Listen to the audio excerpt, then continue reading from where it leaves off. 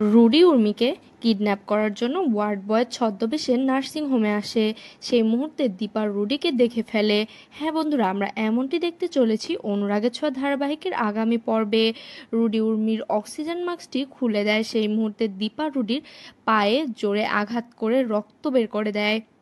দীপা বলে শয়তান। রুডি পা ধরে টানতে থাকে। দীপা নিজেও খুব অসুস্থ। দীপা মনে মনে বলে আমি কোনো আওয়াজ বের করতে পারছি না কেন।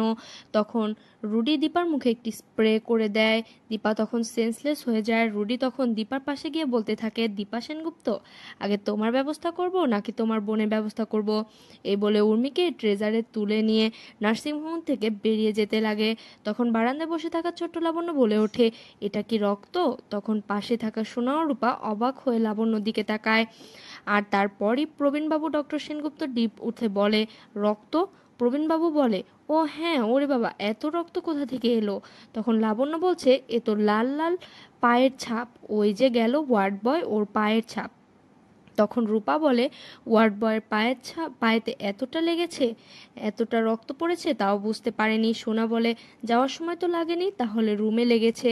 রূপা বলে, তাহলে রুমে তো কোনো আওয়াজ হতো, আমরা তো কোনো আওয়াজ শুনতে পাইনি। তারপর প্রবীণবাবু বলে, চলো তো সবাই আমরা রুমে গিয়ে দেখি। রুমে গিয়ে দেখে তো সবাই অবাক হয়ে যায়। রূপা বলে, এ কি কাকিয়া কোথায়? তখন সোনা দেখে মা পড়ে আছে। সোনা রূপা দুজনই মায়ের কাছে যায়। তখনই ডাক্তারবাবু রুমে আসে। এসে বলে, এ কি পেশেন্ট কোথায়? প্রবীণবাবু বলে, আরে সেটাই তো জানতে চাইছি, আর আমার বড় বৌমা এখানে পড়ে আছে কেন?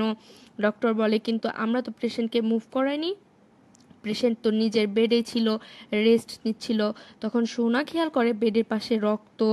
বলে, দাদু ভাই, এই রুমেই তো রক্ত। তখন ডক্টর সেনগুপ্ত বলে, একজন ওয়ার্ড বয় রুমে ঢুকেছিল কিন্তু খালি ট্রেজার নিয়ে বের হয়ে গেছে।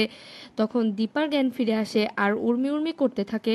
ওইদিকে রুডি উর্মিকে গাড়িতে করে নিয়ে যায় কিডন্যাপ করে। খুশিতে খুশিতে রুডি হেসে বলে, দীপা সেনগুপ্ত, বাজি এবার আমার হাতে, দেখি তুমি এবার কি করতে পারো। দীপা বলে, রুডি, ওই রুডি নিয়ে গেছে উর্মিকে।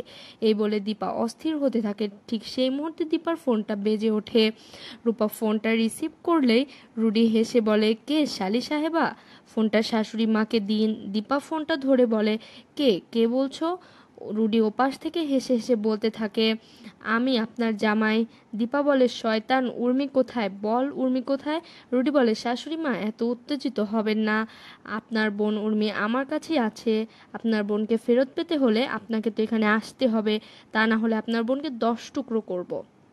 এ না না, 20 টুকরো করব, করে গঙ্গায় ভাসিয়ে দেব। দীপা বলে, না, আপনাকে এখানে আসতে হবে, আমি কিন্তু বাজে কোনো কথা বলছি না।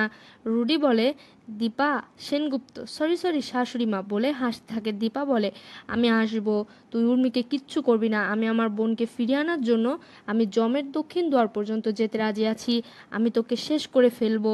রুডি হাসে আর বলে, আমাকে কি করবে দীপা সেনগুপ্ত? অবশ্যই তোমার বোন তোমাকে ভালোবাসে না। দীপা বলে, আমার বোনের কোনো ক্ষতি করবি না, আর আমার বোন আমাকে ভালোবাসে বা না বাসে সেটা তোকে দেখতে হবে না। ঠিক আছে, তাহলে আসো, নিজের বোনকে বাঁচিয়ে নিয়ে যাও। আমি আসব। রুডি বলে, একা একা আসবি কিন্তু। উর্মি হঠাৎ জ্ঞান ফিরে আসে আর বলতে থাকে, আমাকে ছেড়ে দাও, আমাকে ছেড়ে দাও। রুডি বলে, চুপ, তা না হলে তোকে এক্ষুনি শেষ করে দিব। দীপা বলে দীপাকে বলে, শুনতে পেলেন? তোমার বোন, তোমার আদরের বোনকে ফিরে পাবে বলছে, সেটা করো, একা একা এখানে চলে এসো। দীপা রুডিকে বলে, তোকে আমি ছেড়ে দেব না শয়তান। ওইদিকে কুন্তলা ওদের গোপন আস্তানায় চলে আসে। এসে বলে, ও মাই গড রুডি, এটা তুমি কি করেছো? ওকে ওকে এখানে কোলাবাঙের মতো পড়ে আছে, তুমি এখনো বাঁধনি ওকে? রুডি বলে, মম, ওর তো এখন জ্ঞানই নেই, এক্ষেত্রে পড়ে আছে।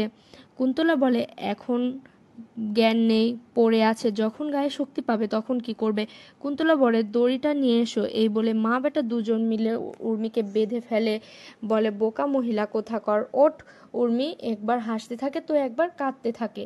উর্মির এমনটা দেখে কুন্তলা জোরে জোরে হাসতে থাকে।